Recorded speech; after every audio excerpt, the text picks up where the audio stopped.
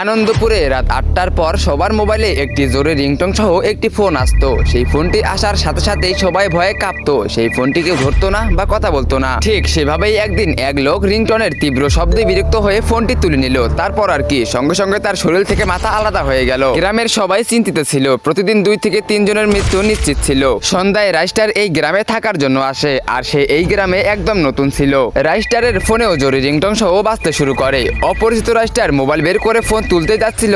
দাঁড়াও দাঁড়াও চিৎকার করতে করতে একজন লোক সেখানে আসে। সে রাইস্টারকে বলল, আরে ভাই, তোমার যদি নিজের জীবন বাঁচাতে হয় তবে ভুলেও ফোনটি তুলো না, নইলে পরিণতি অনেক খারাপ হবে। রাইস্টার বলল, কেন ভাই, এইখানে কি কোথাও লেখা আছে যে ফোন তোলা নিষেধ? আমি তো তুলবো, কারণ এটা আমার ফোন। লোকটি হাত জোর করে রাইস্টারকে বলল, আরে ভাই, দয়া করে ফোনটি তুলো না, আমি সব বলছি। সেই লোকটি কিছু বলার আগেই তার পাশ থেকে আরো একটি নতুন লোক আসে, আর সেও একই ভুল করলো। ফোনটি তুললো এবং সাথে সাথেই তার শরীর থেকে মাথাটি আলাদা হয়ে গেল। এটা থেকে রাইস্টারের চোখ ছানাবানা হয়ে গেল। লোকটি বলল, দেখলে তো, আমি বলছিলাম না ফোনটি তুলো না, ফোনটি তুললে ওই লোকটির মতো অবস্থা তোমারও হতো। এই গ্রামে রাত ৮টার পর যে এই ফোন কলটি ধরছে, এই একই অবস্থা তার সাথেও হয়েছে। তখন রাইস্টার সেই লোকটিকে বলল, এই ভয়ানক কাহিনী এই গ্রামে কবে থেকে হচ্ছে আর কেনই বা হইতেছে? তখন লোকটি কান্না করতে করতে বলল, ভালো হতো যদি আমরা সবাই সেই পঙ্খিরাজের কথা শুনতাম। তো বন্ধুরা, কে এই পঙ্খিরাজ আর কেন বা এরকম অভিশপ্ত কাহিনী হইতেছে এই গ্রামে, তোমরা সেটা দেখতে পারবে পার্ট 2 তে। তো পার্ট 2 দেখতে চাইলে ভিডিওতে লাইক করে চ্যানেলটিকে সাবস্ক্রাইব করে দাও আর কমেন্টে পার্ট 2 লেখো।